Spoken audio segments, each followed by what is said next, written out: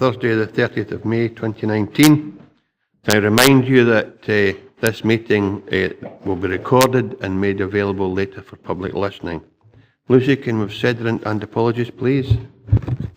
Good morning, everyone. We have 15 members present. We are quorate. And so far, I have received apologies from Councillor Fairbairn and Councillor McKee. Councillor Drysdale, do you have apologies? Apologies from Councillor Gleesty. He will be here, but he was about half an hour late. Sorry. Thank you. Okay, that's noted. Thank you.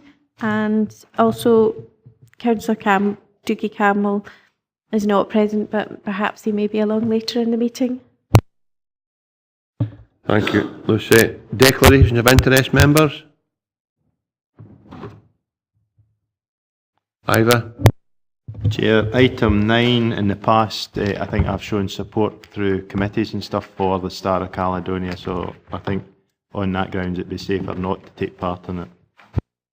Thanks for that. Councillor Crothers? Sorry for being a wee bit later, Chair. Just for the very same, I've been quite vocal over the years, for a number of years, in my support in regards to that particular project. So the same item, I will leave the room for that. Thank you.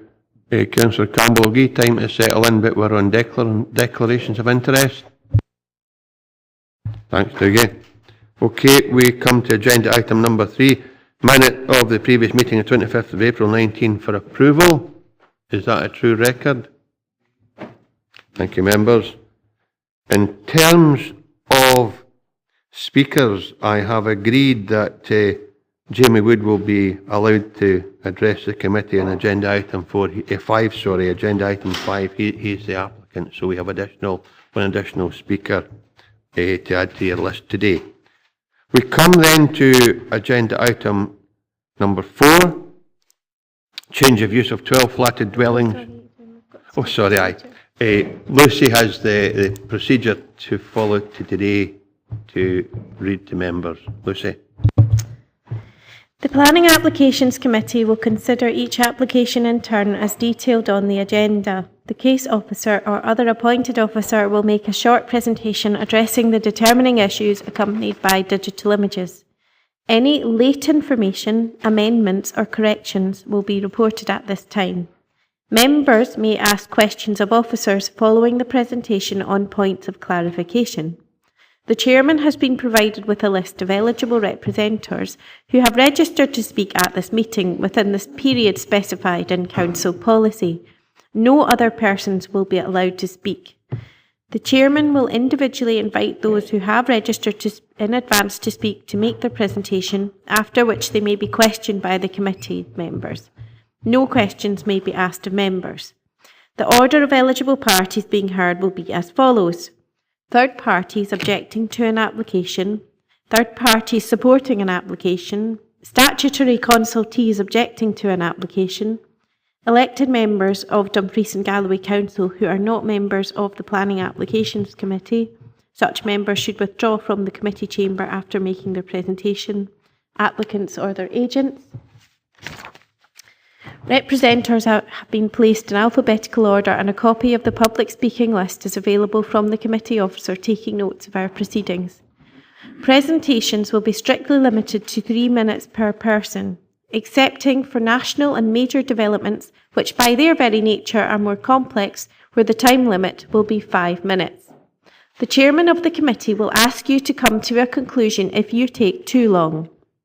Representatives are encouraged to use the time allotted to clarify any points they consider material and address the determining issues. Certain matters are not normally material planning considerations and will not be taken into account by the Council when deciding on a planning application. Representatives should not raise any new matters without explaining why they were not raised earlier with the case officer. Please do not repeat what is in the report, as members will have already read the report. After all of the representations have been heard, the meeting is then in formal session, and no members of the public may address the committee from the public gallery. Archie and then Andy. Thanks, Chair. I should have said under the declarations of interest, again it was item number 9. Although I have been to many meetings about the Star of Caledonia and had meetings with the organisation, I have never at any time suggested I would support or object to any application coming forward, so therefore I will be staying in for that particular planning application. Thanks, Archie. Andy?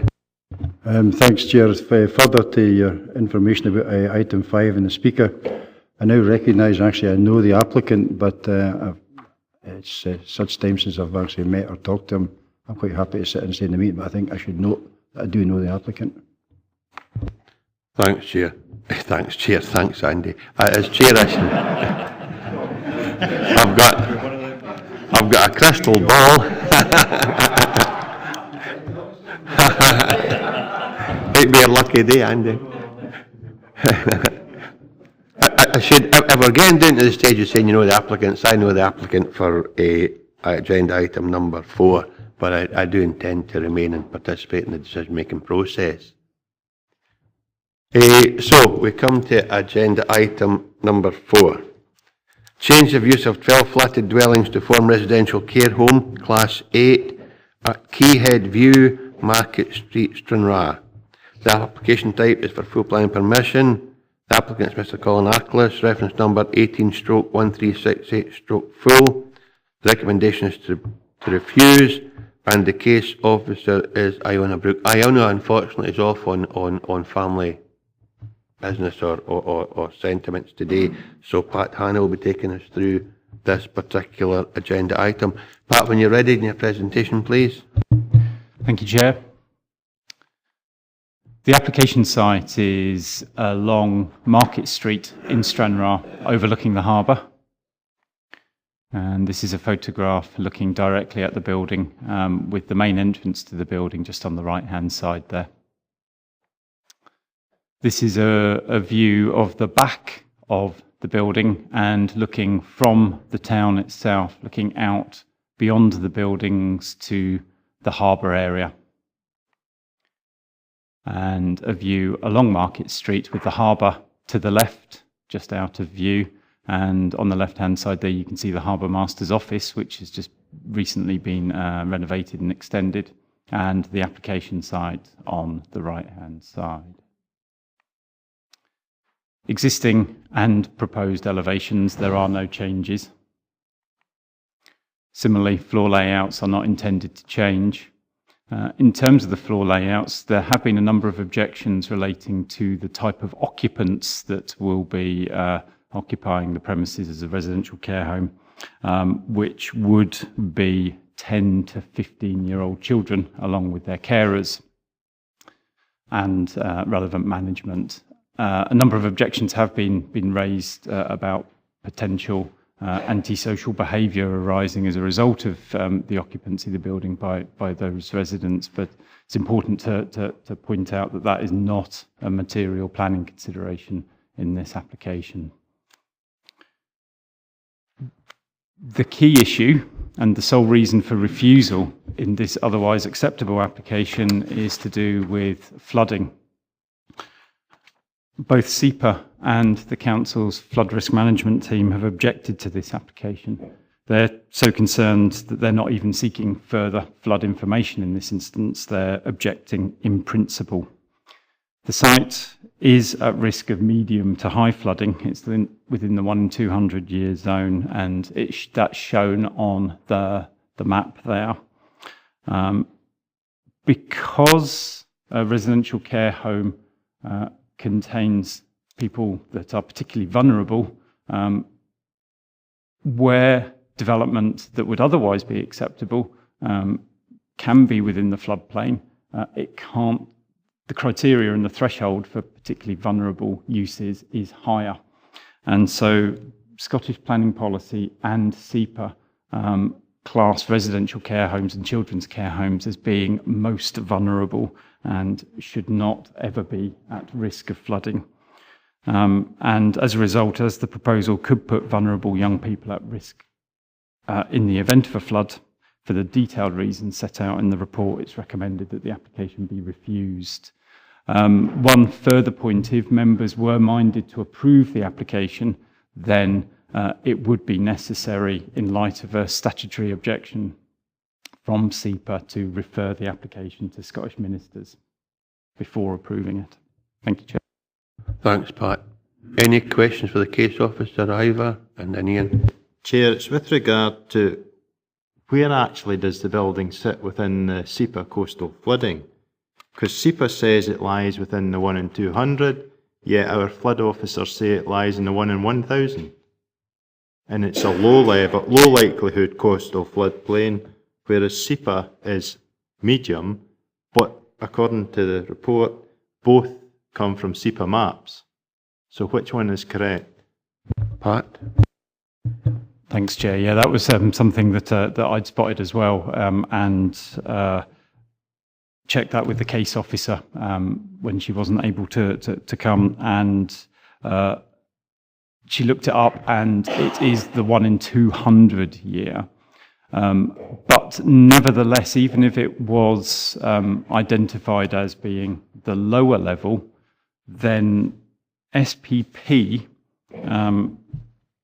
Scottish Planning Policy, identifies that, and SEPA guidance identifies that this type of use is actually identified as civil infrastructure. And even civil infrastructure such as this should not be in a 1 in 1,000 year, just simply because of the sensitivity of the uses. So in either instance, the same would apply. Thanks, Ivor. Ian?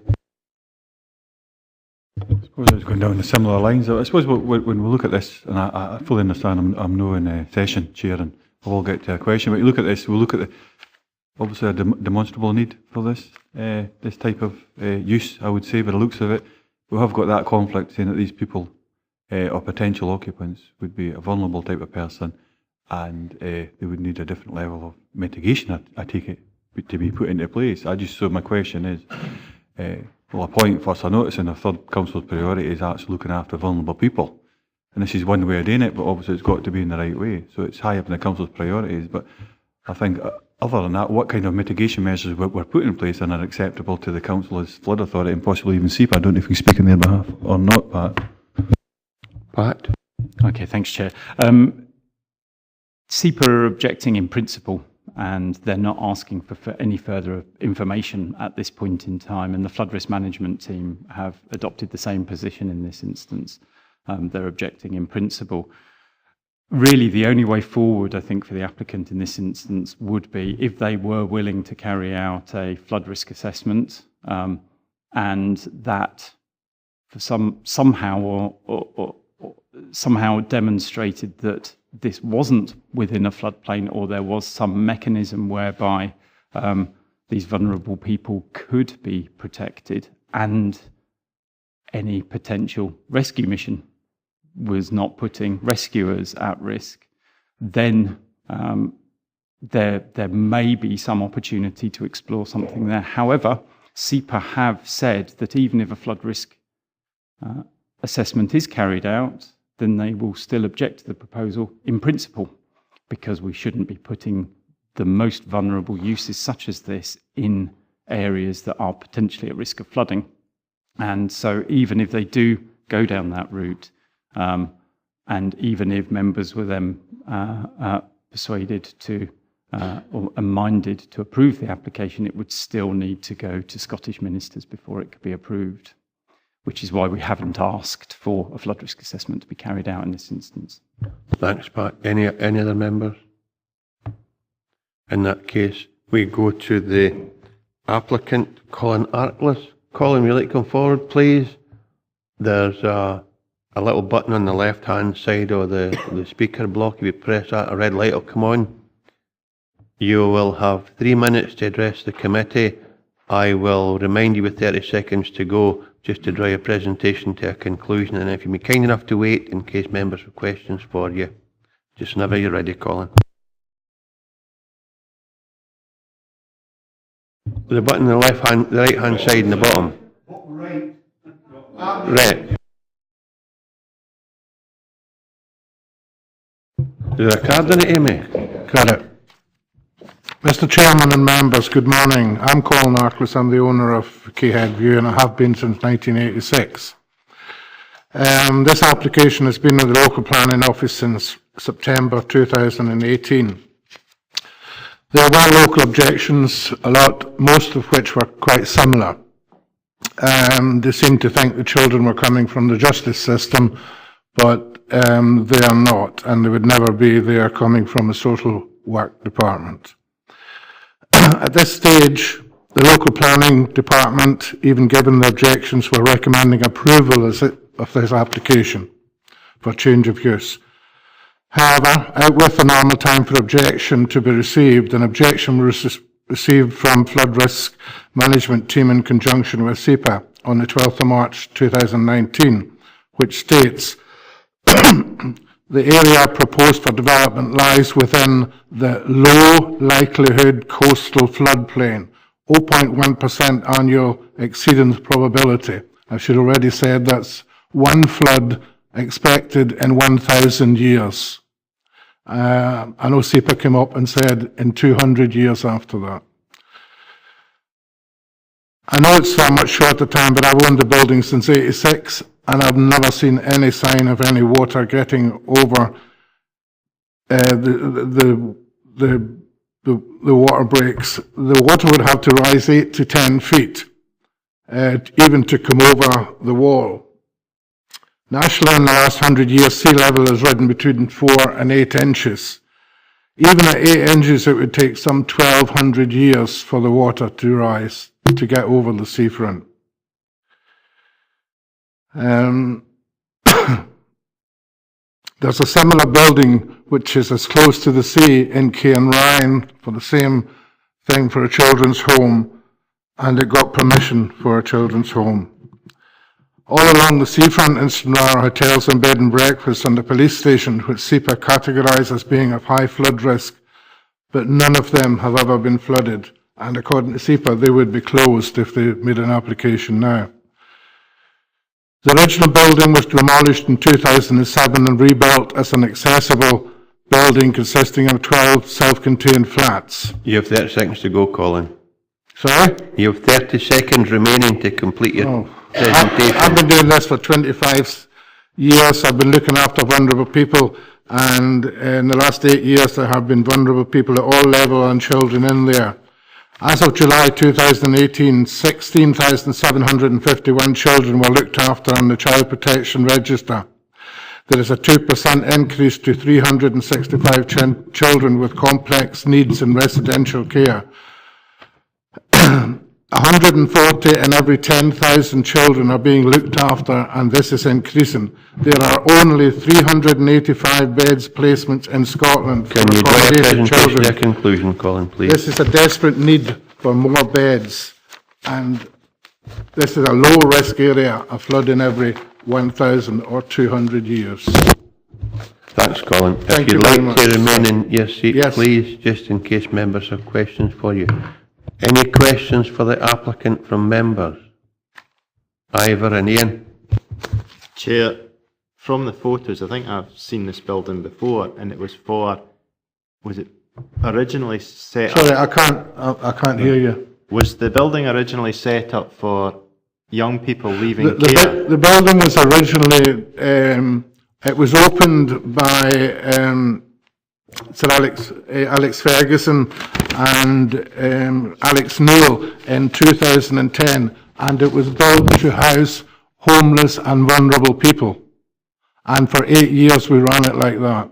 But the council, the local council, changed their policy on homeless people. Instead of putting them in with us for accommodation and support, they now put them in the council houses, or they lease houses from private individuals and put them into streets.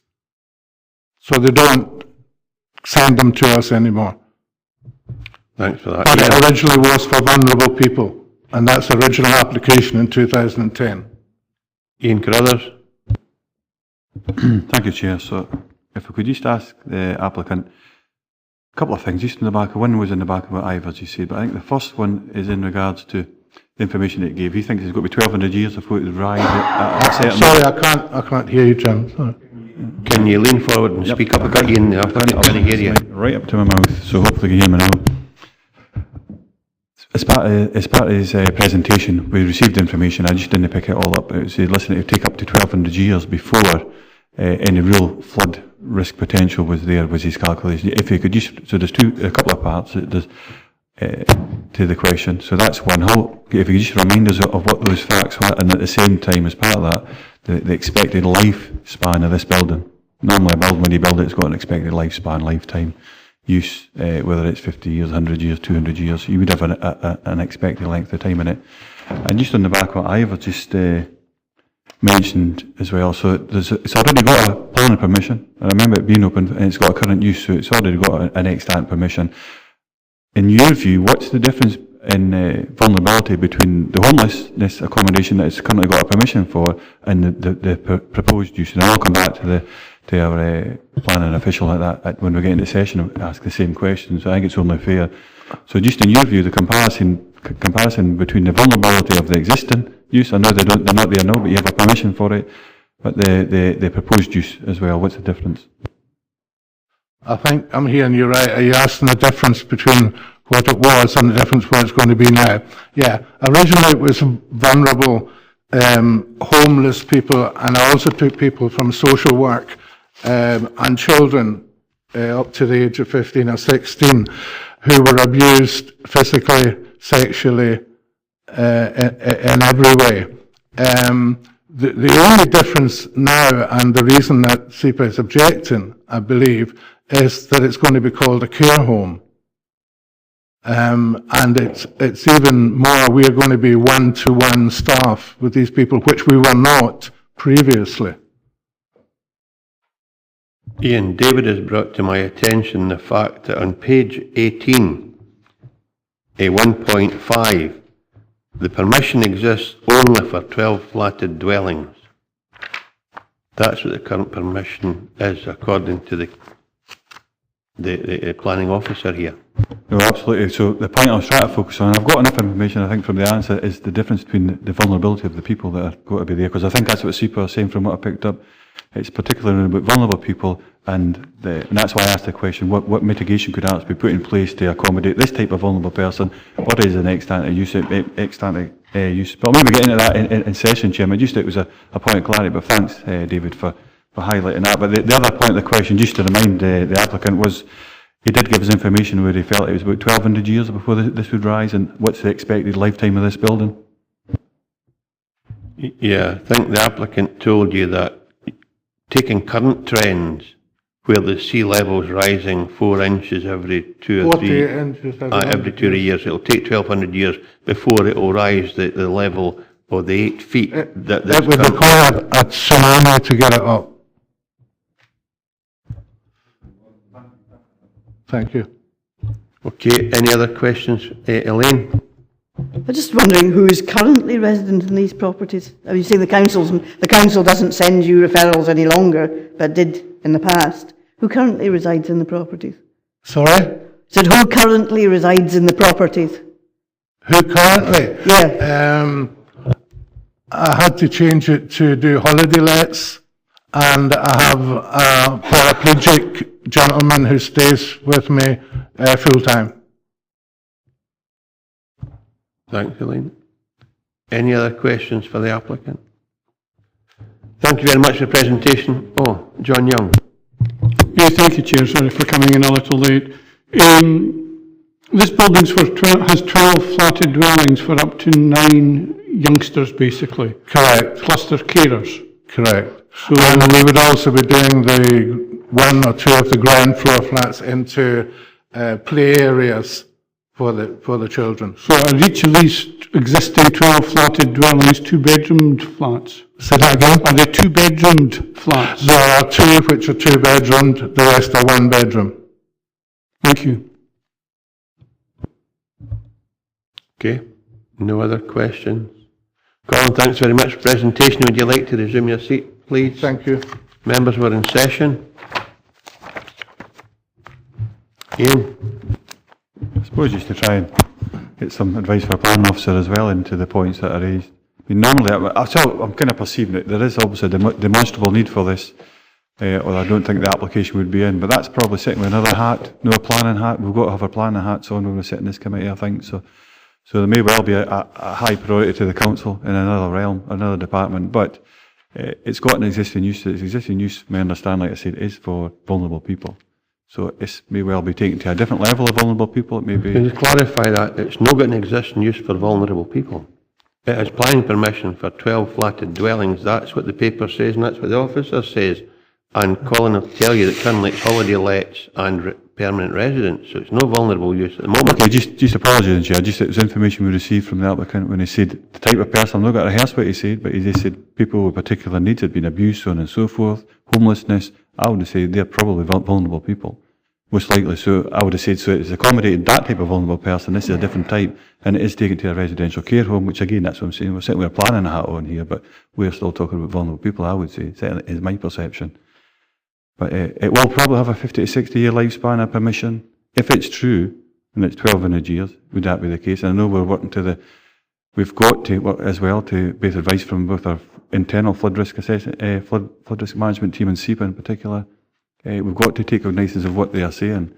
But it would be a real shame to let the potential use of this building being used to help support other priorities within the council, as well, and let it go to possibly wreck and ruin when actually there could be a use, there may well be a method in which to put mitigation measures in place, through the planning processes that is, that we could overcome these. Again, it would be for the applicant to come forward with that, but just on the face of it, it'll be difficult to put forward a strong enough argument, taking into consideration the lack of information there about mitigation, the flood risk assessment, so on and so forth, but these things there's a heavy cost to them, I'm aware of that, for applicants to come forward. But I don't know if Pat's got anything to add in regard, especially with the kind of normal lifespan of a building like this, the use compared to when the real risk of flooding may well come in with weather changes, so on and so forth. I don't think there's really a question there, but Pat. Okay, thanks, Chair. As has been pointed out, the permission is for dwelling houses at the moment, but of course dwelling houses can be occupied by anyone. That isn't something that we control. But there is a change in use class when it moves from not dwelling houses, flatted dwellings to residential care. And it is that change in use class that brings about the objection from SEPA. On that point, that the objection from SEPA is in principle, and I've got the letter here, and it does say that the proposal is to convert an existing building consisting of existing residential letting flats to a care home for children. As such, the proposal represents an increase in vulnerability to most vulnerable and civil infrastructure. Now, the civil infrastructure bit is important because then when you refer to Scottish planning policy, it says that even in the 1 in 1,000 year low to medium risk flood zones, it says that is generally not suitable for civil infrastructure. It says where civil infrastructure must be located in these areas, it should be designed or be capable of being operational or accessible during extreme flood events. So SEPA are objecting in principle on that basis that it is civil infrastructure within a 1 in 1,000, even if it was in a 1 in 1,000 year, although they identify it as being medium flood risk 1 in 200 year. Thanks, Pat. Archie. Thanks very much, Chair. We've had a similar application, although it never actually came to planning in Langham, and the issue was about vulnerable people. It was a care home on the because of river flooding, the 1 in 1,000 thing applied, and the applicant never brought it forward because they knew about this particular issue and looked for other sites. I mean, vulnerable people, of course, we have to maintain and make sure that they can escape from any potential flooding issues, and it is a 1 in 1,000 issue. So I wouldn't like to see a difference between the west and the east in an application coming forward in Dumfries and Galloway. We wouldn't want different standards applied in different areas. So on that, I would suggest, Chair, that we go with the recommendations on this one because of the information provided by SEPA and our flood risk management team. Thanks for that, Archie. Andy? Thanks, Chair. I'm kind of in the unfortunate position that I opened a premise for extremely vulnerable people closer to the water, which got planning permission through this committee, along just at the far end of the car park there. If I heard them correctly, the applicant said he currently has somebody in that building who's paraplegic. So you can get no more vulnerable than that. And I think that's what he said. I think we're reaching a situation here is that if we were to apply, this seems quite daft, if we were to apply this now, Dunvegan would never have got to build the bridge down the White Sands. So where does the reason come into this? And I'm of a mind in actual fact that we should go against it and actually let it go to the Scottish ministers, because that's where it will eventually end up. I would suggest one way or another. So what mechanism do we have to actually let this move forward so that it does reach Scottish ministers rather than just kill it here today, or it then goes and appeal to Scottish ministers? Well, the simple answer would be if the majority of the committee support the application, then it'll go to Scottish ministers. That's a mechanism that's triggered, but David will make that very clear. Well, the other point is if it's refused, there's a right of appeal to the Scottish ministers as well. So either way, the applicant has a route there. This is all, in my mind, to do with getting the right development in the right place. The need, I don't think anybody would disagree, there is a need for additional care homes, but it is important that we have it in the right place. The only planning permission that exists is for 12 flatted dwellings here. Now, anybody can go into those. They can be paraplegic, they can be whatever. That is a flatted dwelling. The critical element is how much care they're providing, and that's what moves this from the current authorised use as flatted dwellings into a different use class, which is involving high degree of care, and it's that moves it into the most protected category for SEPA. So on that basis, I don't think as officers we have any option other than to recommend refusal for it. If members do want to support it, you would have to give very clear reasons why you were willing to disregard the clear advice of a statutory body in this regard and Scottish planning policy. Because I think the Scottish ministers would want to know, other than just the fact you felt there was a need for it, which isn't really a planning consideration, why the risks could be mitigated against here. Jane Maitland. Thank you very much. I have not heard any persuasive reasons to indicate why we should actually divert from our own policies and from the strictures of SEPA. I'm sure that we need these facilities, but I don't see any reason why it has to be here, if you see what I mean. And I think 420 give the reasons why we should actually go along with the recommendation. So I'm quite happy to support Councillor Dryburgh. Thank you. Ivor. Chair, I would support Councillor Dryburgh as well on the grounds that if we were to look to even approve this, there should have been mitigation within the application to show how flooding could be mitigated against, and even if it goes up, that work will need to be done prior to going to the ministers, I would think, because the same application going up there would say that because there's no mitigation, you're struggling. So I don't think we have enough information to actually approve this, so I would support Councillor Dryburgh within the recommendation. Ivor, thank you. Ian? Thank you, Chair. I think Ivor kind of summed it up well there. I didn't buy into Archie's argument about one application didn't come in this one. This one's actually here, it's in front of us. He determined each application on its own merits.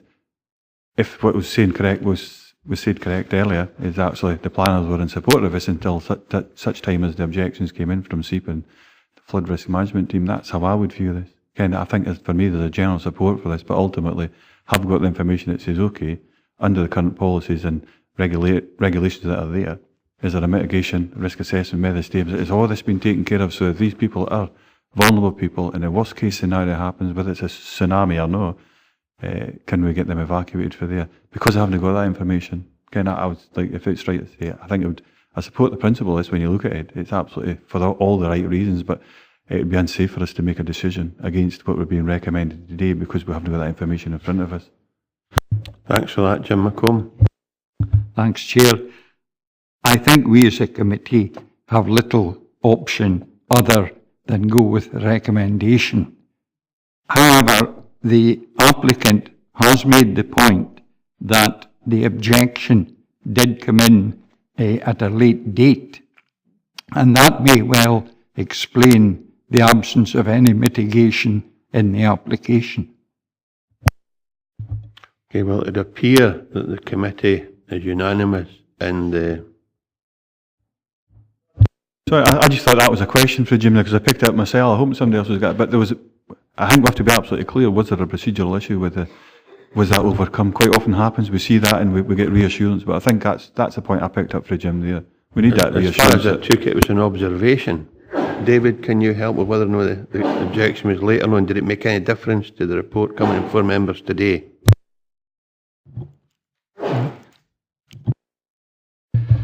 Thanks, Chair. When the application was first submitted, yes, we indicated that broadly the proposal met our policies and the application was progressed in that manner. There were a lot of objections and there were a lot of letters of support for the application as well. When the application was written up by the case officer, it came to my attention that the site was within the flood zone and we didn't have consultations at that point with SEPA and the flood risk management team. So I considered that it wasn't safe to bring that report to committee at that time in the absence of advice from SEPA and the flood team, given the location of this type of development in the floodplain. So yes, those consultations weren't carried out at the outset, but a number of months into the application, which is regrettable, but I felt it was absolutely important to have all the information in front of us before a decision was made. Thanks for that clarity, Pat. The only other thing before we come to this decision, and Andy, you did say that you might be minded to support this. Is it unanimous, or have you got an alternative view?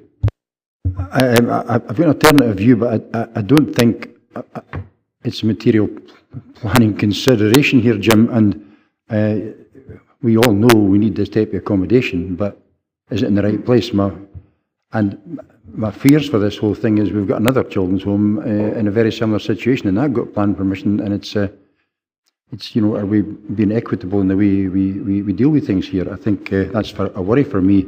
I think I'd like, if I'm able to just record my dissent in this, because I think this is something that should possibly be looked at in the review of planning. It's currently taking place up in Edinburgh, because it's quite draconian. And referring to the thing that Archie was talking about at the other end of the region, there could have been very easily mitigation, but it was public money at the time, and I think the view was it wasn't worth the public money. You'll remember that. Yeah?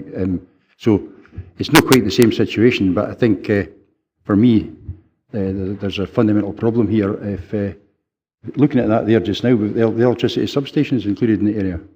You know, when the people in the building, are they not vulnerable if it floods? For me, it seems draconian. So I'd record my dissent, if I'm able to. Yeah. Yeah, that's great. And as the planning officer said, there is the right of appeal, and the application could come back amended with mitigation measures to see if that might find favour at a later date.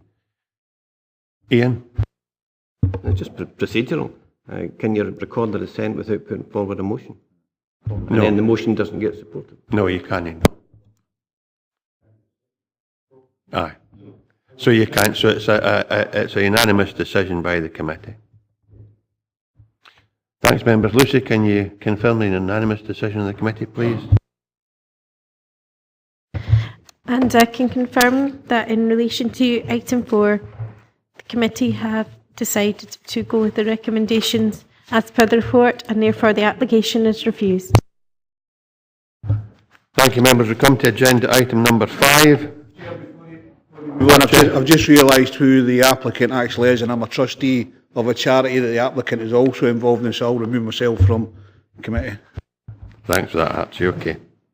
Agenda item 5.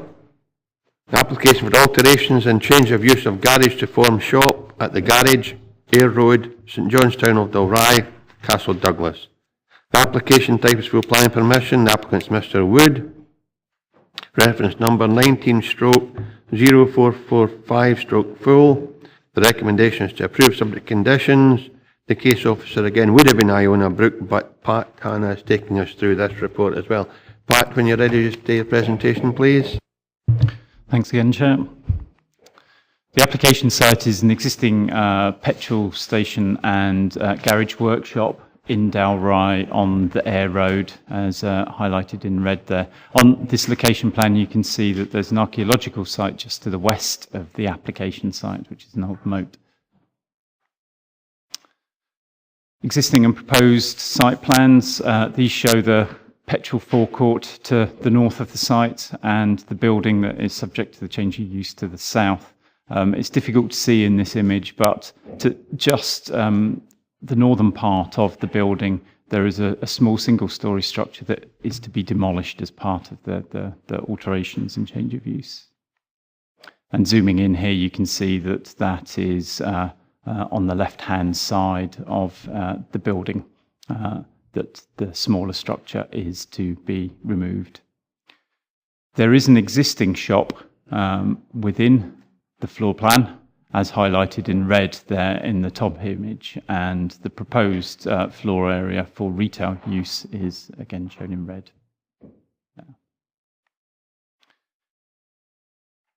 The elevations are largely remaining the same. There are some alterations in terms of the demolition and some infilling of windows and some creation of new windows.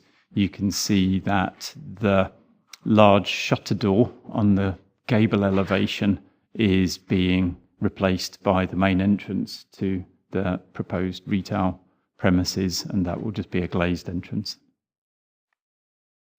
This is looking at the site itself across the forecourt, which will stay. In the background, you can just about see the moat that sits behind the premises. This is a reverse view looking at the building, which will be subject to the change of use. You'll see that there is no pavement along the frontage at this point, and one of the road's conditions is to, as part of the development, provide a footpath that runs across the whole of the frontage of the site. And this is looking closer at the building subject to change of use, and you can see that there's a single-storey shop element will be demolished. And again, just behind that, you can see the moat, which will become beneficially more exposed as a result of the development. And the moat, which is a scheduled ancient monument. Policy ED9 supports small shops of less than 500 square metres. This is 100 square metres, where they're located in local centres such as Dalry, and where they're of appropriate scale to the size of the settlement and they meet a local need. The proposed shop is indeed small scale, as been shown by the images, particularly when the existing premises is taken into account. Objections have been raised by third parties about the impact on the existing shop in Dalry. However, that's not material to the consideration of this application. On the other hand, local need is a policy consideration. The local need test should be read hand in hand with the appropriate scale test. This policy aims to permit appropriately sized stores in the right location, but it does not aim to stifle competition between shops. In this case, where one shop already exists, local need is largely determined by the market. In all respects, the proposal is acceptable, and for the detailed reasons set out in the report, it's recommended for approval. Thank you, Chair. Thank you, Pat. Questions for the case officer? There are none. We'll have our registered speaker, Jamie Wood. Jamie, would you like to come forward, please? You will be allowed 3 minutes to address the committee. I will remind you with 30 seconds to go to draw your presentation to a conclusion. And if you could remain seated in case there are questions, I'd be grateful to you. And just whenever you're ready, sir. Thank you, Mr. Chairman and committee members. The only thing that I would like to add to the planning officer's report is that the nature of petrol filling stations these days is that they are very vulnerable if not supported by a strong ancillary business such as a local convenience shop. So if this was not to be approved, there's a very high likelihood that the filling station itself would not survive for much longer as well. But other than that, that's really all I have to add. Thank you. Thanks for that. Any questions for the applicant? Jane? I noticed that the officers have suggested there should be a directive with respect to lighting. Are you quite happy about complying with the directive for dark sky park friendly lighting? Yes, I'm perfectly happy with the conditions that the planners have attached to this application. In terms of the dark sky, all our other petrol stations, and this one will be no different. We use LED lighting that's appropriate for dark sky environments. Yeah. Any other questions? I've got one for you which might be quite unusual, but I used to run a newspaper shop and my deliveries came at 4 in the morning. Is the restriction that's suggested by officers compatible with your business as far as deliveries? Because I wouldn't like to see your business affected indirectly because of your decision when you maybe get papers earlier than 6 o'clock in the morning. Thanks, Mr. Chairman. At the moment, the other shop in the village that was mentioned has newspapers and magazines, and at the present time we've got no intention to stock news and magazines. So, you know, if and when that happens, we may have to visit that situation, but at the moment we've no intention. Thanks very much for that. Okay, if there are no other... Oh, you've got a question, Andy and Pauline? It's just a question, is that the filling station, is that being upgraded to 24-hour access? Because would that affect the planning permission? The petrol filling station itself has been operating 24/7 since about, I believe, 2011. I only purchased the site a few months ago, but I believe the outdoor payment terminal, which allows 24/7 operation of the fuel pumps, was installed back in 2011, so it's been operating for fuel only on a 24/7 basis since then. Andy? Oh, did you have a question for Pat? No? Well, I'll wait till we're in session, I'll ask Pat a question, yeah. Oh, okay, that's great. That's no bother. I've got Pauline. Thank you, Chair. Thank you, Mr. Wood. Could I just ask, are you looking to have the operation as a sort of farm-style shop, as we're seeing in other areas across the country where we're drawing in more tourists, or will it be a grocery outlet as such? Thank you. The intention is for it to be mainly grocery, but with a farm-style element to it as well, to obviously feed the needs of the area. But we operate as all our shops operate with Londis, and this one would be no different. So it would be primarily a convenience grocery store. Thanks, Pauline. Okay, if there are no other questions for the applicant, thanks very much, Mr. Wood. You just resume your seat, please. Members were in session. Andy? Thanks. Just to ask Pat or David for some clarification. If we grant this 07 to 2200 hours, will that negate the 24-hour fuel thing, which I would think would be a disaster for that road. Just want some guidance on that. I don't think so, PAC. No, Chair, it wouldn't, because the condition is specifically worded that the retail unit hereby granted planning permission shall not be open. It doesn't affect the sale of petrol, which is not classed as retail use in this instance. Okay. So, members, we have an application which officer is recommending that we approve. Is this a unanimous decision? Can you confirm the unanimous decision of the committee, please, Lucy? And in relation to item 5, members have agreed to go with the recommendations as per the report, which is to approve subject to conditions. Thank you. And Archie, you're the only member left, weren't you? Okay, we go to agenda item number 6, an application for the erection of 3 dwelling houses at land north east of Old Toll House, Newbridge, Dumfries. The application type is planning permission in principle. The applicant is Carsphairn's son, reference number 19/0376/PIP. The recommendation is to refuse. The case officer should be entitled Glendinning, but again, Pat's taking us through this today. So, Pat, just a presentation when you're ready, please. Thanks again, Chair. Newbridge is located about 1 kilometre north of Dumfries, and the application site is to the northwest of Newbridge, which is identified as a small building group. Whilst it is identified as a small building group, the Newbridge does comprise 2 distinctive parts in terms of character. The southern part below the Clewden Water is largely suburban in character. The northern part of Newbridge above the Clewden Water is largely rural in character, but I'll show you some images of that shortly.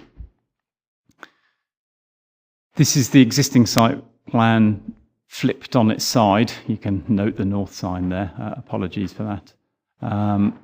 You can also see that the contours are indicating that the application site itself is something of a plateau above the road.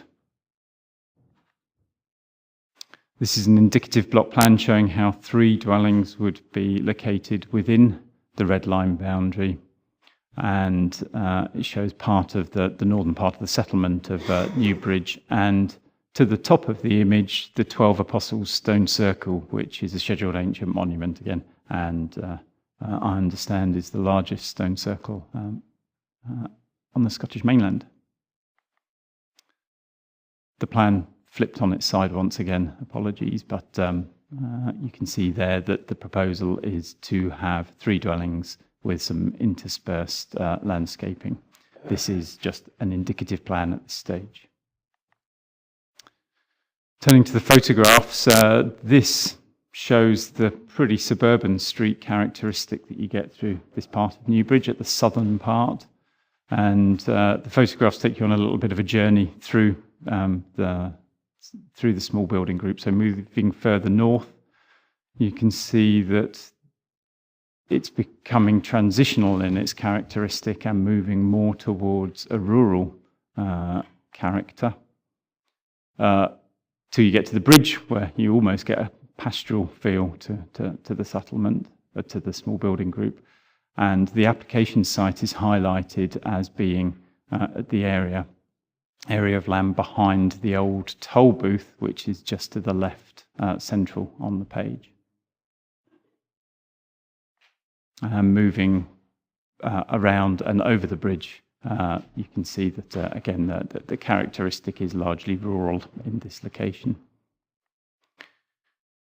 This is looking at the toll house itself, and panning right, there's an outbuilding associated with the toll booth house, and you can see the change in levels at this point.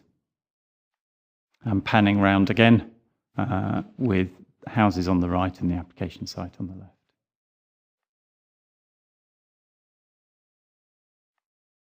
This is a reverse view, looking at the application site on the right-hand side and the existing houses on the left, and stepping sideways within the site, looking southwest and northwest.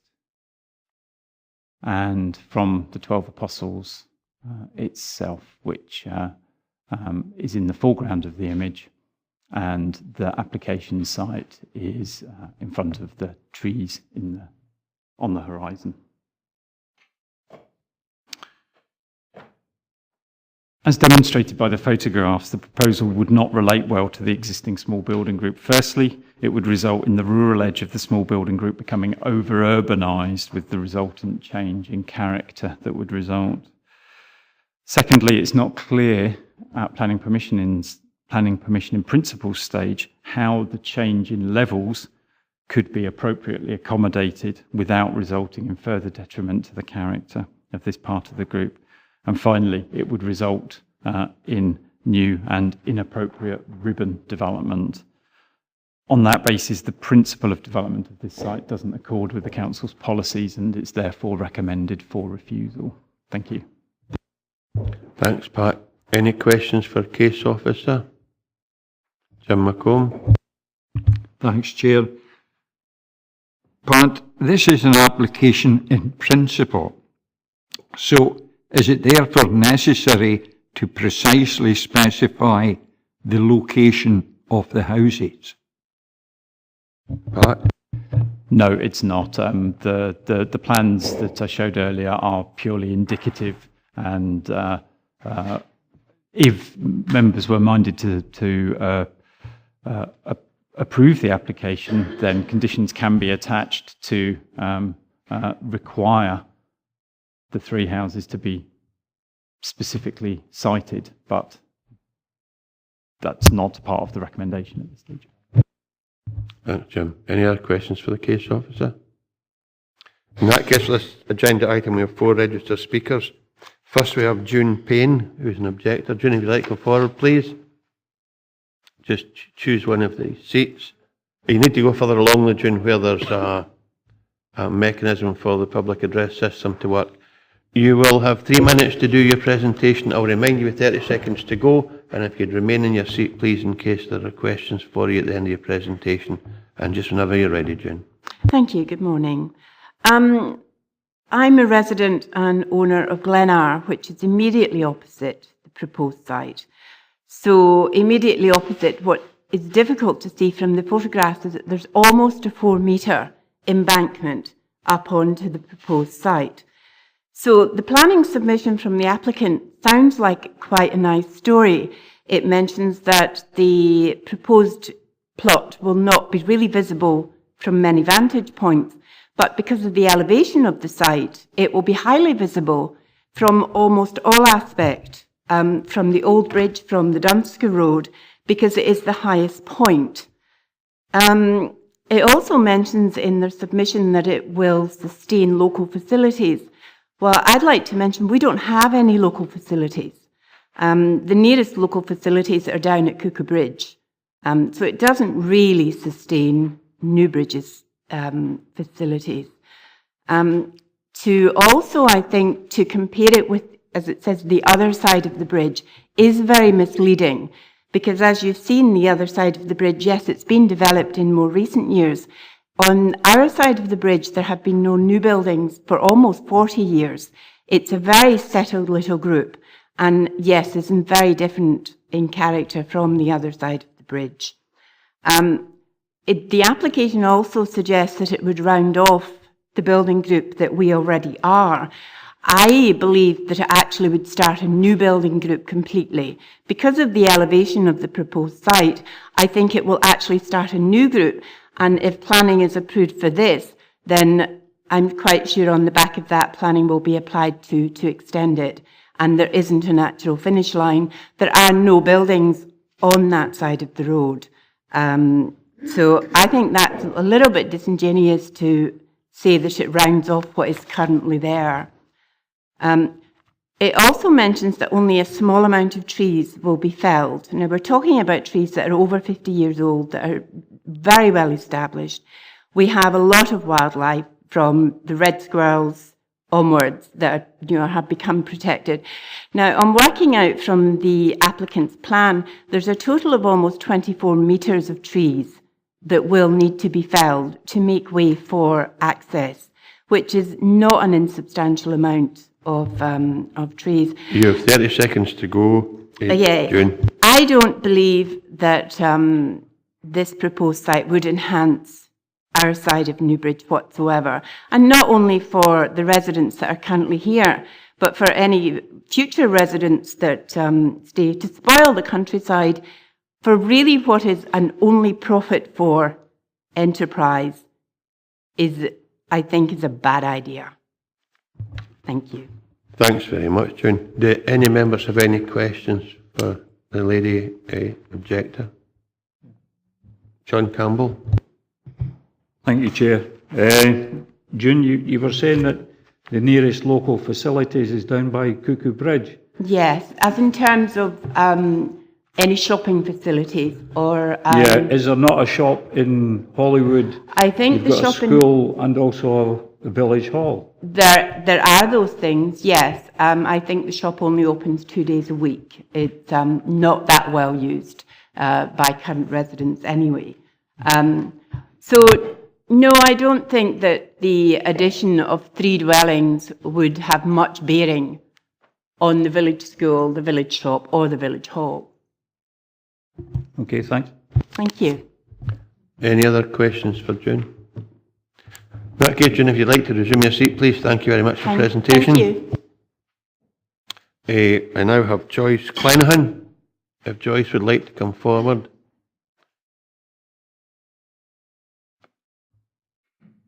Again, Joyce, you will have 3 minutes, and I'll remind you 30 seconds to go just to draw your presentation to a conclusion. And just whenever you're comfortable, just start.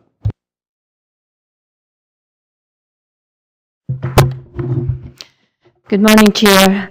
Good morning, members. My name is Joyce Clenahan, and I own and live in a property called Braemar, which is just to the right beyond that telegraph pole that you see there. And that means it's directly opposite to the proposed site. The proposed site for development sits above us. We're a small cluster of 8 houses, and the construction of 3 elevated properties on large plots would dominate and have a detrimental impact on the rural character and landscape. It is disproportionate to the small building group. That road you see there actually is a dead-end road. It doesn't go anywhere.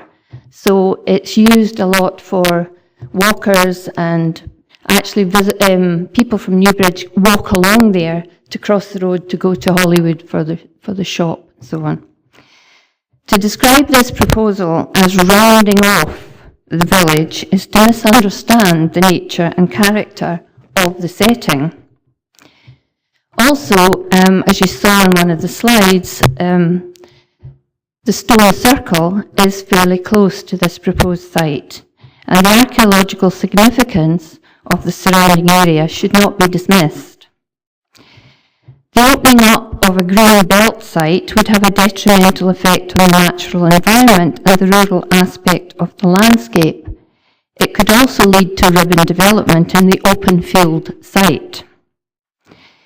There is no backdrop to the proposed buildings, which, sitting higher, will increase light pollution and reduce the opportunity for dark skies. There are no lampposts further along that road.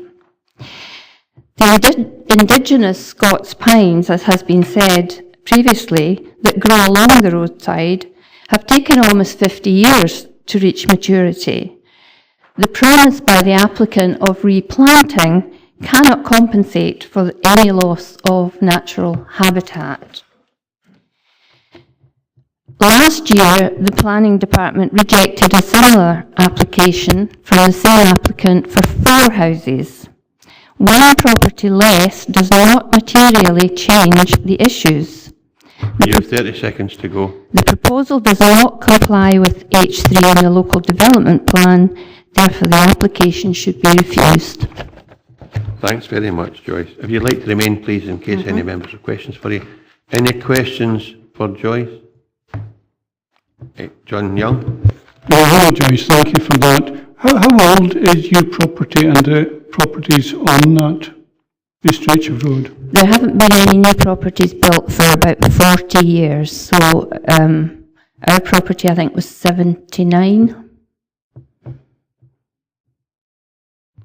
Any other questions, members? In that case, Joyce, thank you for your presentation. If you'd like to resume your seat. Thank you. I've now got Tom Hughes. If Tom would like to come forward, please.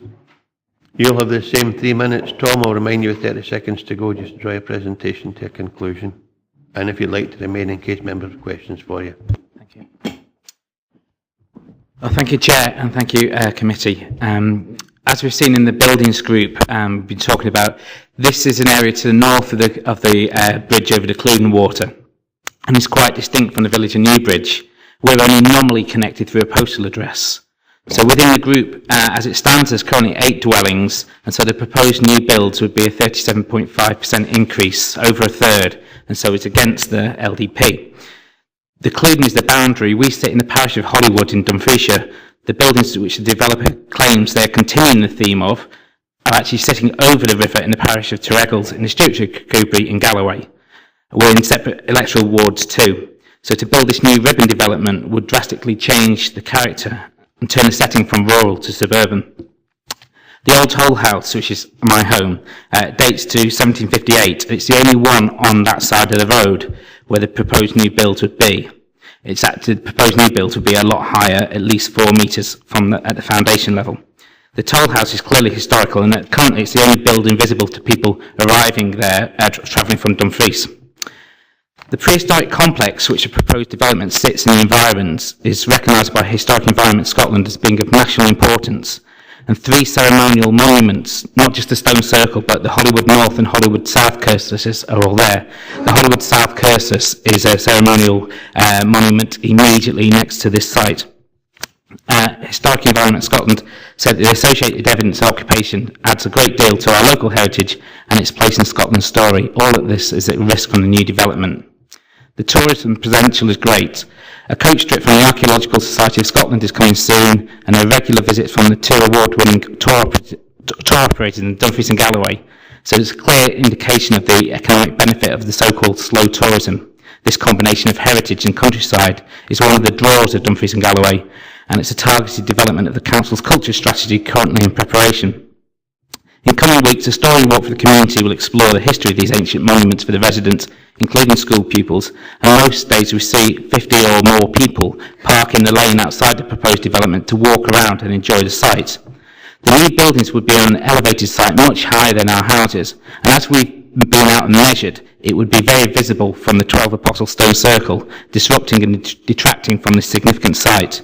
The destruction and disturbance of habitats here would also damage our shared cultural and natural assets, as well as the negative effects on wildlife, at a time we surely all realise the importance of protecting. Tree creepers and tawny owls use these trees, along with yellow hammers, which are on the red list. Red squirrels and brown hare are often seen on the site, and just this spring lapwings have been seen nesting on the ground where the new builds are proposed, just this spring. With such species needing support, we should not even be contemplating destruction of habitats for new builds. These are large houses, the smallest proposed, having a larger footprint than our home, which happens to be 4 bedrooms. So the developers' claim that they could be for first-time buyers is disingenuous. Can you draw a presentation to conclusion, please? So there are many such houses around, similar, that's currently sitting unsold for some time. So we don't believe there's any need for this destructive development, aside from its contravention of the LDP. Thank you, Tom. Just remain in case members have questions for you. Any members have any questions for Tom? In that case, Tom, thank you very much for the presentation. If you'd like to resume your seat. We now have Christine Carson on behalf of R. Carson and Son, who are the applicants. Christine, again, you will have 3 minutes. I'll remind you with 30 seconds to go just to bring a presentation to a conclusion. And would you kindly remain in case there are any questions for you from members? And just whenever you're ready, Christy. Okay. Good morning, Chairman, councillors. I am a local person. Our family have lived in Hollywood for 5 generations, and I personally care about the area. I would not wish to impose on the residents of Newbridge a development that was ugly or overbearing or would genuinely impact on their amenity. We are disappointed that the Planning Department has recommended refusal of this application, which we genuinely believe complies with the principles and policies of the LDP. The grounds for refusal appear to be the categorisation as urban development and a concern about levels and how the houses would relate to the landscape. When viewed as a whole, as on the map which I submitted to Toral,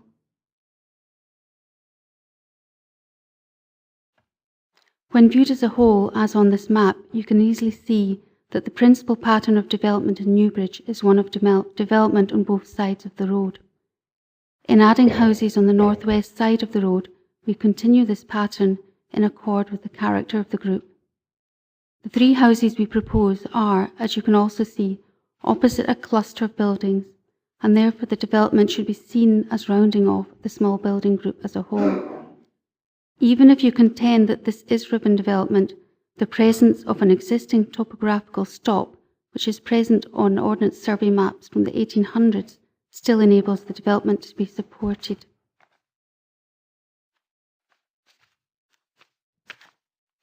We have been over this ground and looked at the levels and landscape very carefully.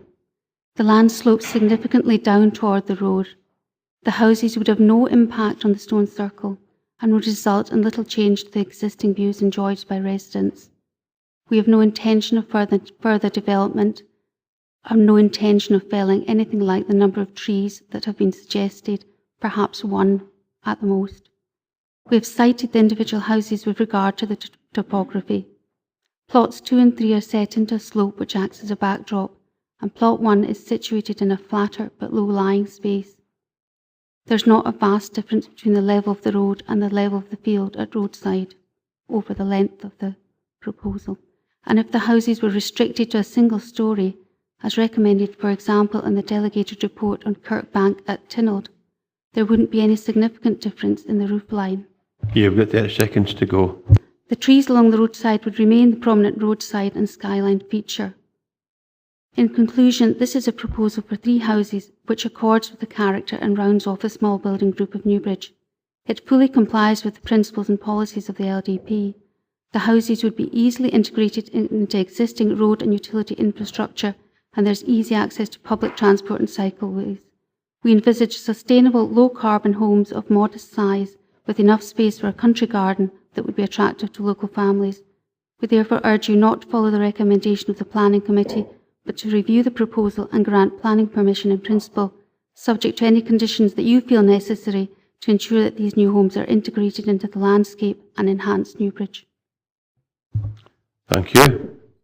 Any questions for Christine on behalf of the applicant? And Andy?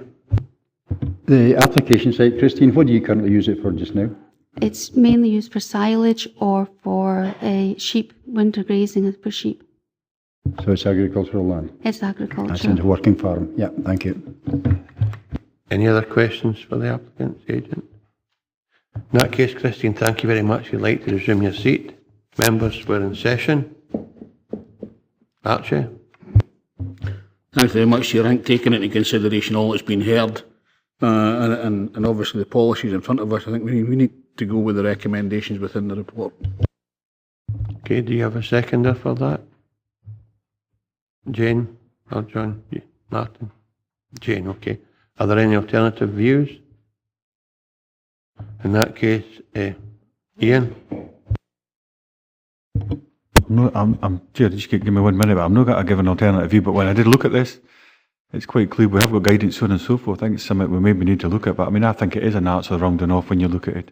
But with the guidance that we have in front of us, and we're revising that shortly, we've had a briefing and a reminder about that from our development planners, I think it should be looked at. I mean, it is obvious to me. It is. If you look at Newbridge, there's development both sides. You go through, and Pat's outlined very well. Actually, you go over the bridge, there is a change, material maybe, but actually, the nature of the historical build-out in Newbridge is both sides of the road. As you go over there, I think an actual rounding off is at the end of the actual development on the right-hand side, but it's maybe for another day, Chairman, but I think these comments need to be made. So, it's unanimous view of the committee that we'll go with the recommendation. Can you just confirm what the decision is, please, Lucy? And I can confirm that in relation to item 6, members have agreed to go with the recommendation as per the report, and therefore the application is refused. Okay, members, we come to agenda item number 7, erection of 2 dwelling houses, approval of matters specified in condition 2, which is layout, 3, design, 4, external appearance, 5, landscaping, of planning permission in principle 18/0978/PIP at Green Acre, Mouswald. The application type is approval of matters specified in conditions. The applicant's Mr. Barry Kirkpatrick, reference number 19/0383/ARC. The recommendation is to approve subject to conditions, and the case officer is Carla McWhinney. Carla, will you take us through your presentation, please? Thank you, Chair. And this application is before you today because I've got a correction. It was actually approved at the Planning Application Committee in October 2018, and members specifically asked that the approval of reserved matters was placed before them, and also Mouswald Community Council have objected to the application. So just to run through the site to re-familiarise yourself. The red pin indicates the location of Mouswald Park. You can see Green Acre is highlighted again with the red pin, and the Mouswald Park, Caravan Park, is to the west of that. This is looking northeast towards the access road to the site. This is a private road that serves both Green Acre and the Caravan Park. This is the access into Green Acre. You can see the side elevation of the dwelling house as existing. This is looking into the application site from the side of the house. This is standing at the entrance of Green Acre, looking down into what's currently their garden ground.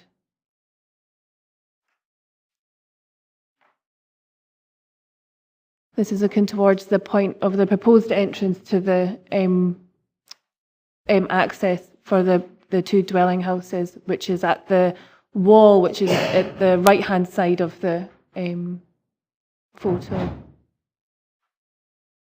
This is looking back, panning right towards what's currently the access. So the existing access is shown where the fence is, and the proposed access would be to the left of this.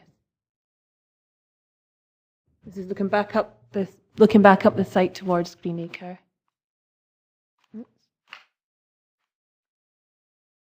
This is the existing site plan. The proposed site plan showing the footprint of the 2 dwelling houses with detached garages.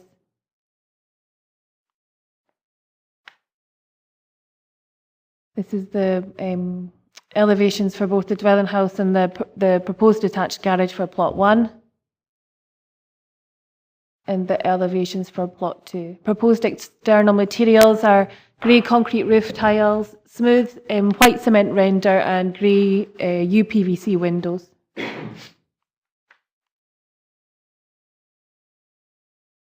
Thank you. Thanks, Carla. Any questions for the case officer?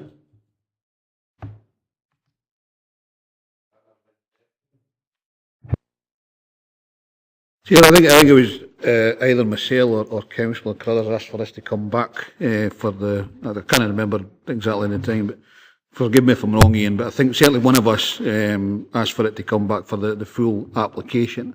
This has now come back, and I think it's within the planning policies now, so therefore I would go with the recommendations. Okay, members happy with that unanimous decision? Okay, can you confirm the decision, members? Lucy, please. I can confirm that in relation to item 7, members have agreed to go with the officer's recommendations, and that is to approve subject to conditions. Thank you. We come to agenda item number 8. Occupation of dwelling house without compliance with condition 2 of planning permission 16/1549/full. Condition requiring dry stone dyke boundary to allow bow-top fencing boundary at plot W3 adjacent to Dunvegan, Station Road, Wigtown. The application type full planning permission. The applicant is Mr. John Johnston. Reference numbers 19/0319/full. And the recommendation is to approve subject to conditions. We have Mary Mitchell now. Mary, will you take us through your presentation, please? Thank you. We'll look at the slides first.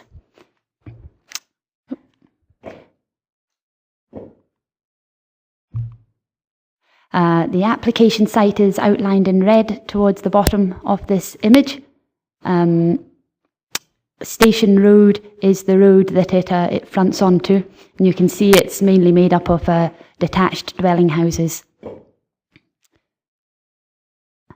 This is an outline of the conservation area in Wigtown. If you look away down to the southern end of the boundary, you can see a leg that sort of sticks out. The very southern line of that leg runs along Station Road, and it runs from the crossroads in front of Dunvegan House, and then in front of the plot that we're looking at as well, and then it heads back up north. So the site itself isn't within the conservation area, but it is just on the edge of it. This is the application site again. The house that is outlined there, it was approved under an application which was submitted in 2016, and this is the footprint that was approved. These are the elevations which were approved and the floor plan. The house has been built and it's been occupied for a month or two now. These are the proposed railings to go along the front boundary of the site, which would front onto Station Road. And these are some photographs. The site is the first house that you can see on the left-hand side there. The railings are in place already. This is the house, and you can see the railings sitting on top of a low masonry wall, which sort of steps up around that corner and then goes straight for the part along Station Road. There's an access road. We're looking at the junction off an access road, which will take you down to an allocated housing site. None of the houses have been built there yet, but the access is protected as such. Again, the application house with the railings in front of it.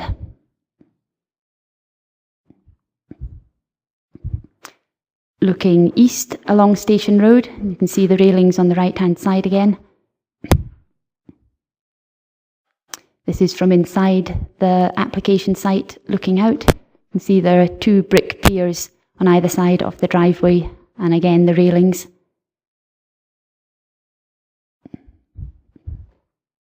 Looking northeast from within the site.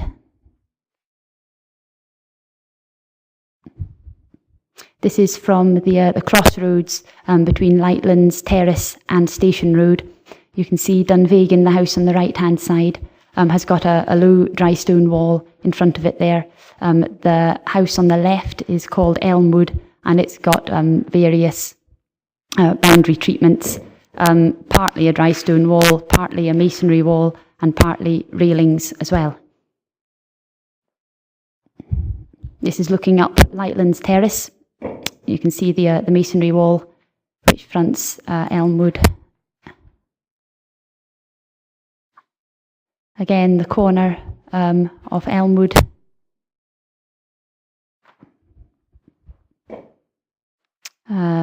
Looking up Station Road, that's Elmwood House. You can see the roof off in the background.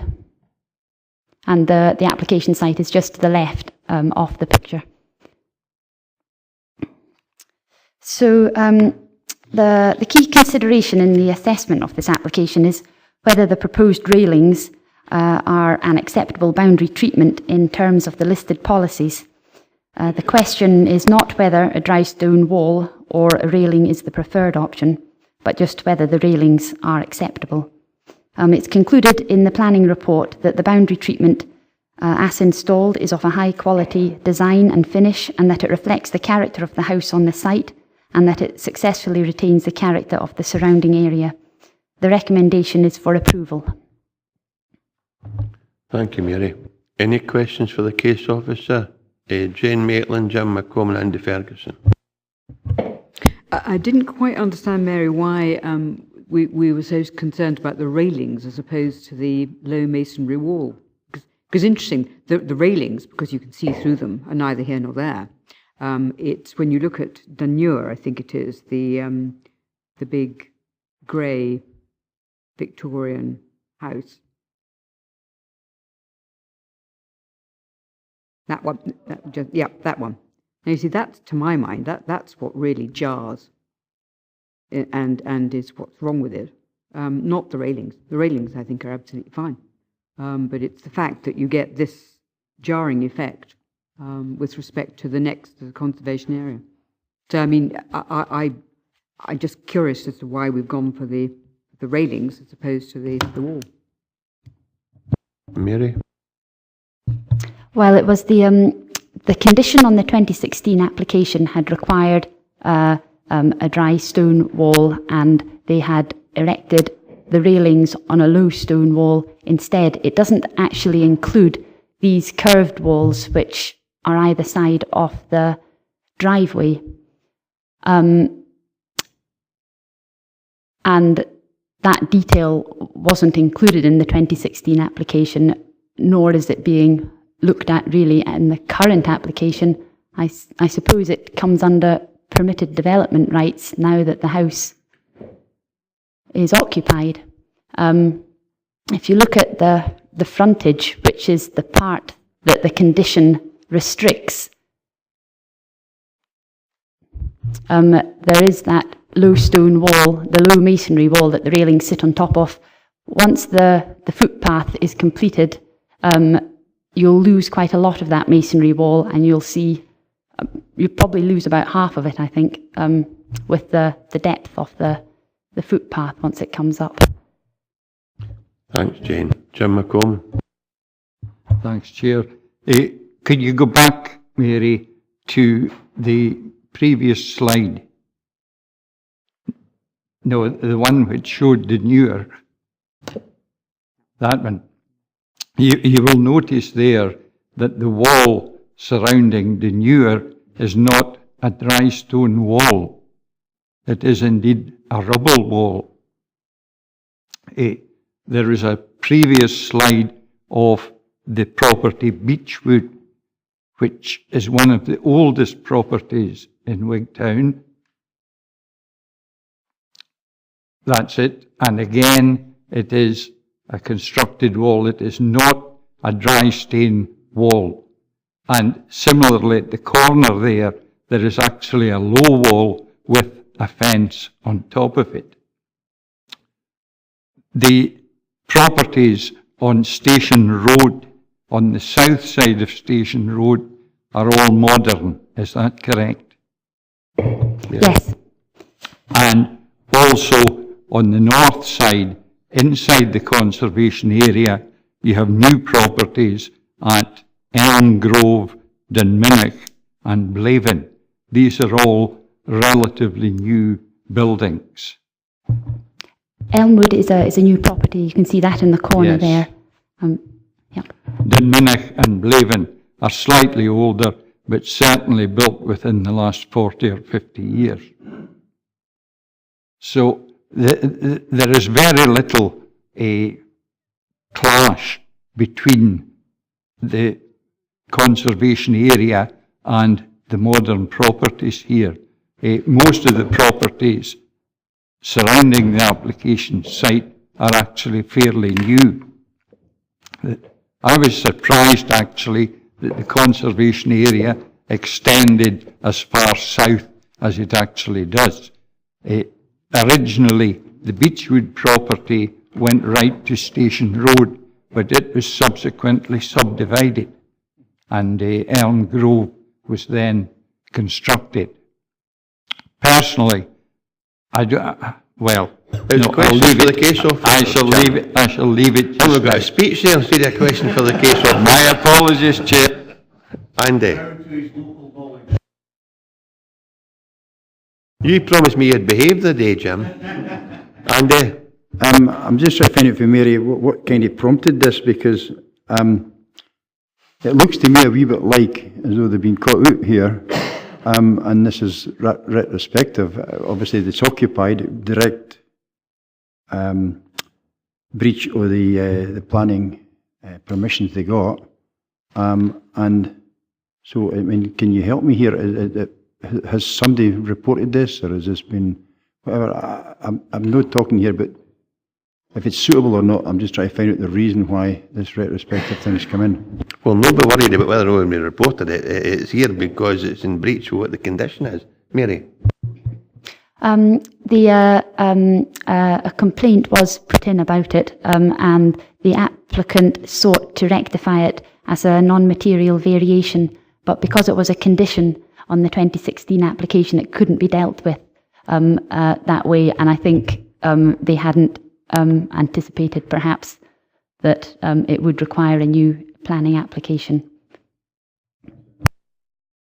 Okay. So, are there no further questions for Case Officer Archie? I thought you'd changed your mind. Okay, so we're now in session. Archie? Agree the recommendations, Chair.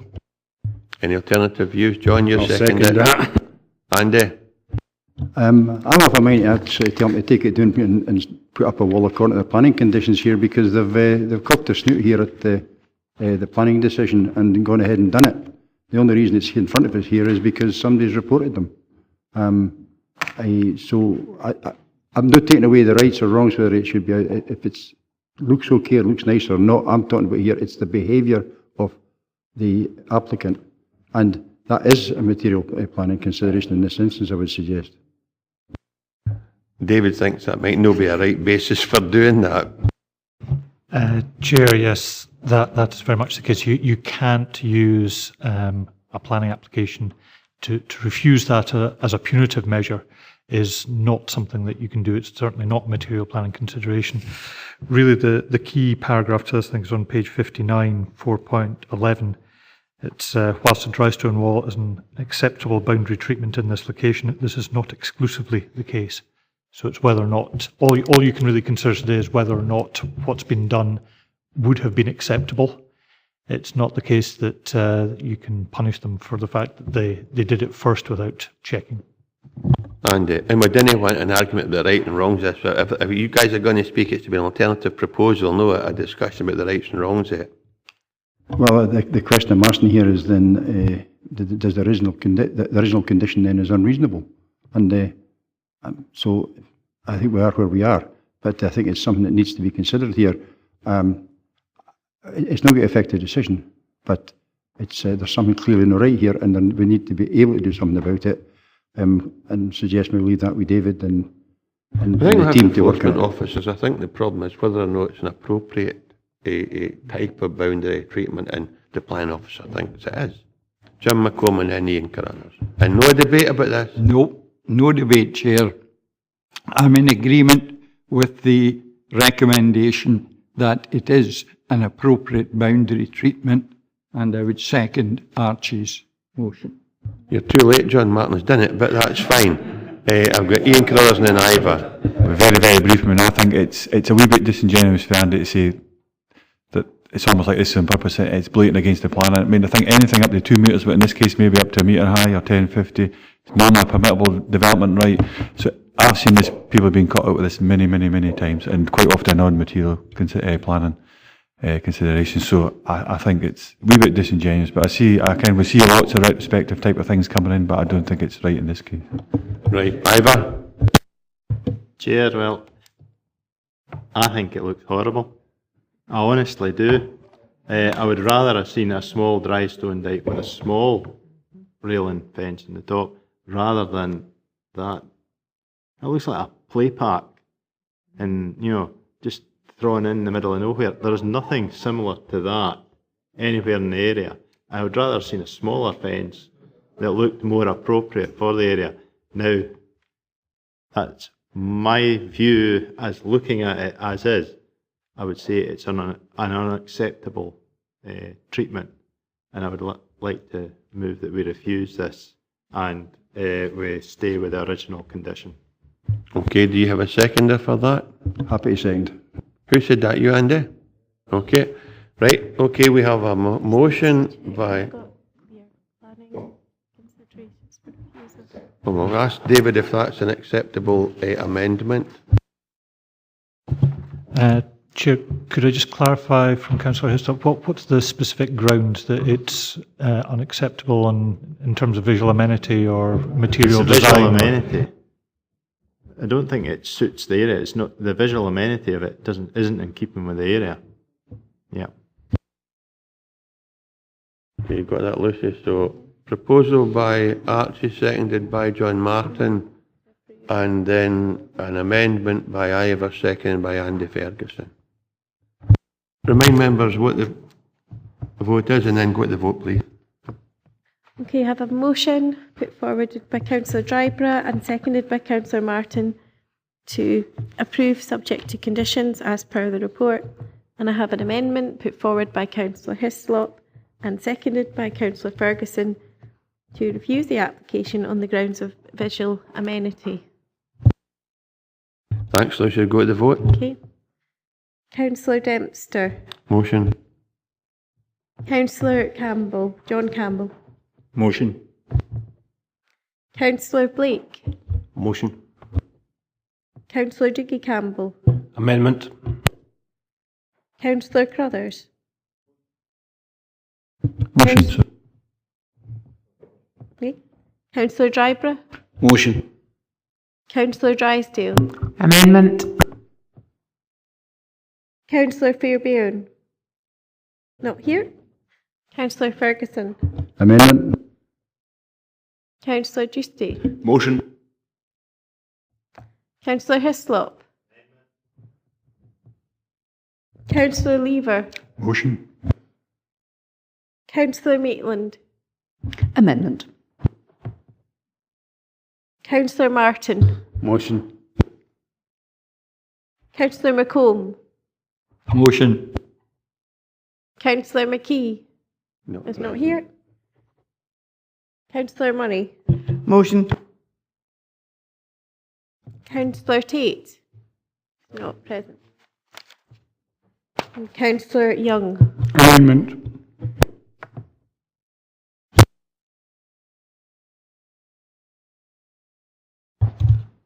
And I can confirm that the motion carries with 10 votes to 6, and therefore the application is approved subject to conditions as per the report.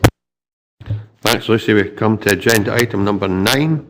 Construction of landform and erection of steel sculpture with LED lights to apex of landform and associated temporary access track without compliance with condition 5 of planning permission 16/P/4/0048 to extend the reinstatement period to 14 months at field to east of Southbound Slip Road, junction at A75 and A74M Gretna. The application type's full application. The applicant is Gretna Landmark Trust. Reference number is 19/0342/full. The recommendation is to approve subject to conditions, and the case officer is Andrew Robinson. Andrew, just take us through your presentation, please. Thank you, Chair. The application is effectively seeking non-compliance with condition previously attached to a planning permission 3 years ago. That's the application site, so it's located adjacent to the motorway at Gretna, opposite the Gretna Gateway outlet centre. This was the proposed site plan that was submitted with the application when it was initially submitted. So the sculpture itself proposed right next to the motorway, and it would be served by this temporary construction access track that would be situated from the road that leads from on the approach to Gretna through the field adjacent to the railway line. It would go under the railway line, effectively following the track of the River Sark, and then to the site. And that's really what this application is about, the period of time that temporary access track is in situ. So these were some images of the development when it was submitted. And the photographs, so this is the site today. The sculpture would sort of sit within this field, and you've got Beckburn Wind Farm in the background. That's where the temporary access road is proposed. from the road leading to Gretna. So this is effectively where the access position would be, and it would go into the field along this track down here. This is taken from a field just to the south of the sculpture. So effectively, the access track would go along this field and under the railway bridge.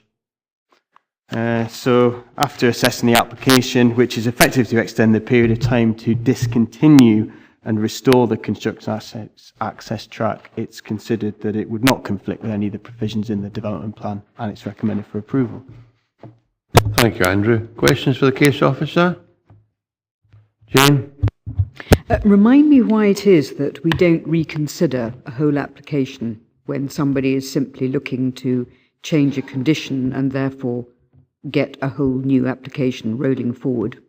Because that's what I presume, if I can have confirmation, that's what will happen if we grant this change of condition. I presume because rules don't allow it, but Andrew?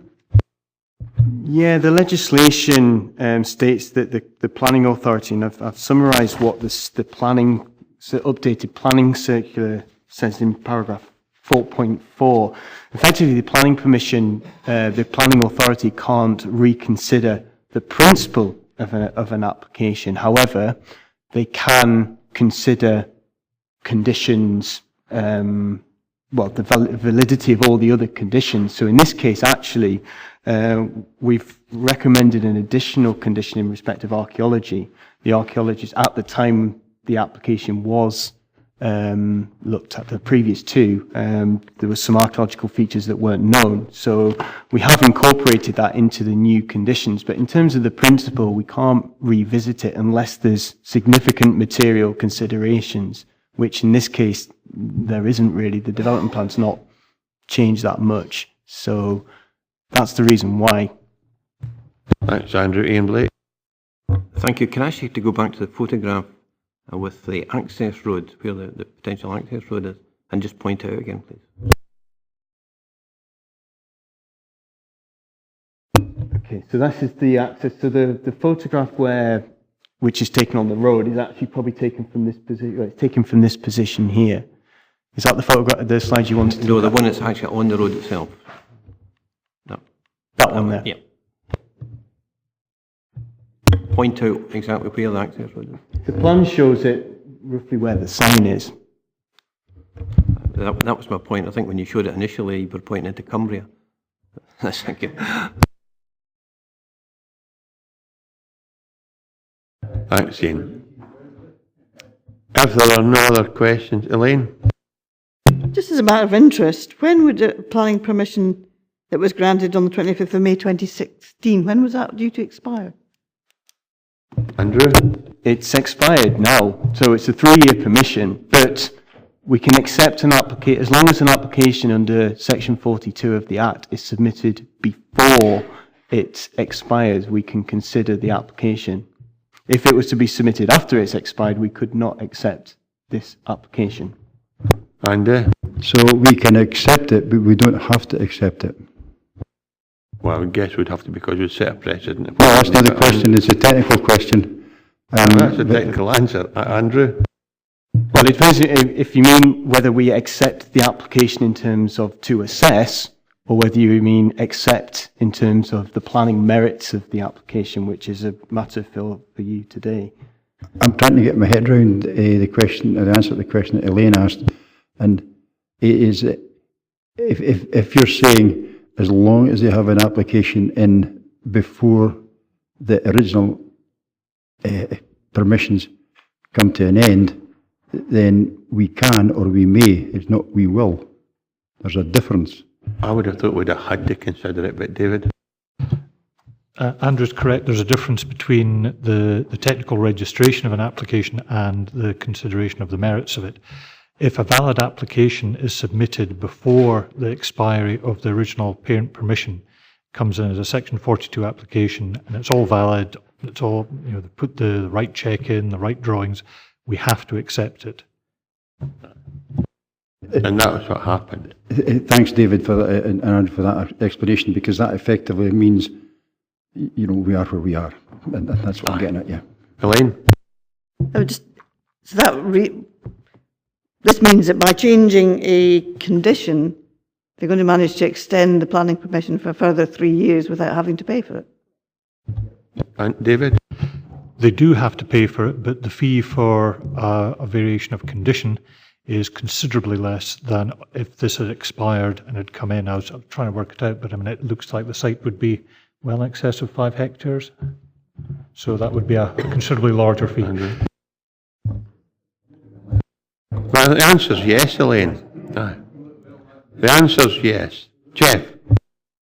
Just in 4.6, it said that the applicant, the last sentence, is seeking a longer period of time effectively to allow scope in case of maintenance work may be required in the first year. What happens after the first year in terms of maintenance? Andrew, I think it's a contractual obligation to try to cover. Andrew? It depends. They could probably access the track by an off-road vehicle. The reason that the access track is really there so that they can, presumably they need to construct it with heavy vehicle machinery, which you wouldn't think that they would need for maintenance of the structure. But the reason obviously that access track is being required to be removed is in the interest of visual amenity. Thanks, Jeff. Coming back, are you? Well, just looking at the structure, I think it might need quite a bit of maintenance over the years, and it might not just be by a 4x4. I suppose in response to that, if they actually need another access, they will then have to apply for permission for that. And we'll maybe get some money for it. Pauline, did you want to come? Thank you, Chair. I'm assuming the sculpture is a gateway to D&G and not a gateway to the north. If it is within D&G, how does the lighting comply, or how will the lighting comply, if it's our decision, within the dark sky policy requirements and regulations? Thank you. Andrew? We haven't looked at in the scope of this application. We're effectively assessing the merits of what's been applied for, of whether that's looking at the principle of the proposal again, which has already been looked at.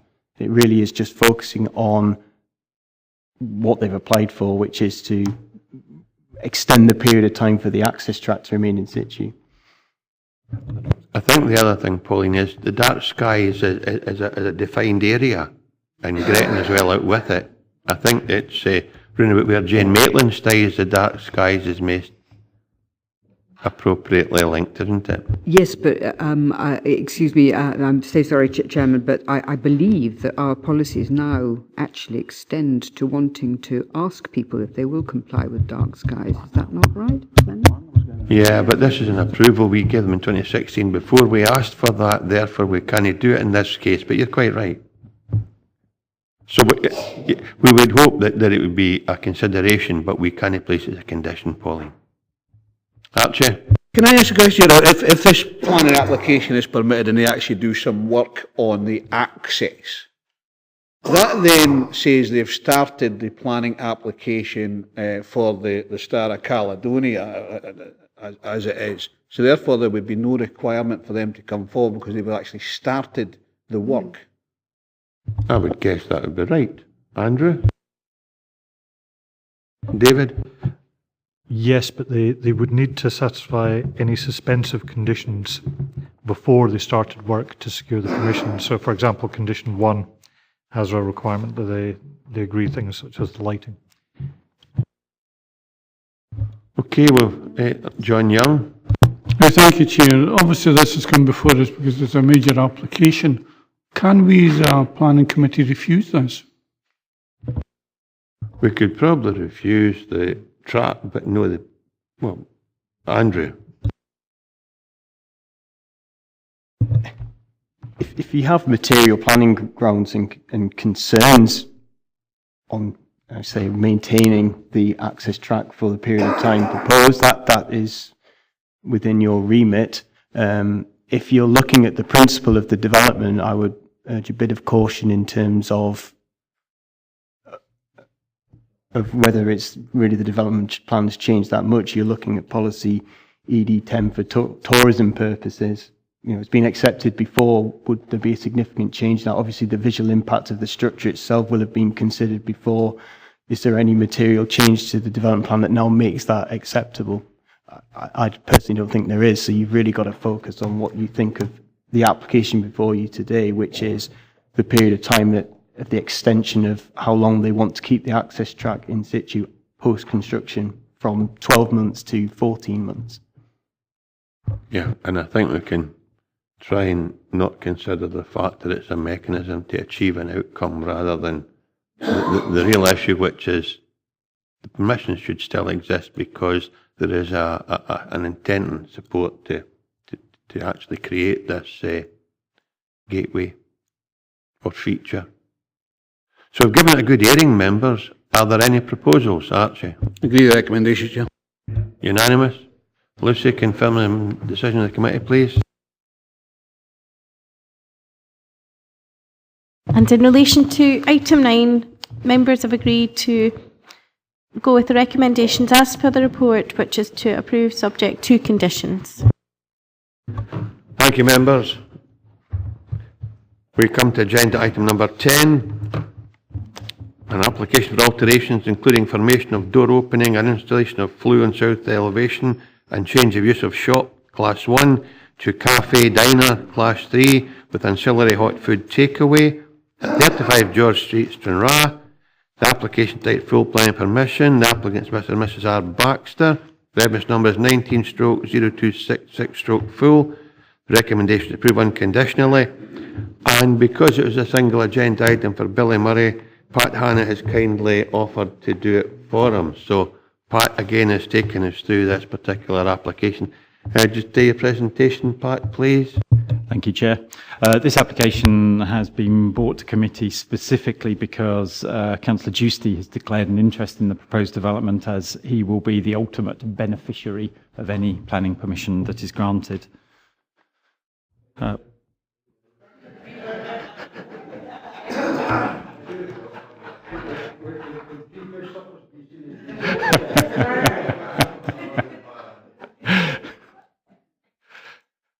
Okay. The application site is located centrally within Stranraer town centre. This is the property itself. Slightly wider view. This is the reverse view from the back, and the property is the flat roof structure that you can see that is a blank wall with no windows in it. The interior, it's just a retail premises at the moment selling cards. Existing elevations, proposed elevations, no change to the front apart from some new signage, and at the rear a new door will be installed and a new flue. In all respects, the proposal is acceptable in terms of the council's policy, so it's recommended for approval. Thank you. Thank you, Pat. Questions for the case officer? We're in session. Agreed. Agreed. Thanks, member. Pat, before you go, members, I'm sure you'll be aware this is Pat Hannah's last Planning Applications Committee. Pat is just in his last presentation. I'd personally like to offer our thanks to Pat for his long, dedicated and faithful service and his contribution to the planning department, and wish him well in his future as an inspector with English. What is it, Pat? I will be doing the equivalent of the job of a reporter in Scotland, but doing that down in England as a planning inspector. So, yeah.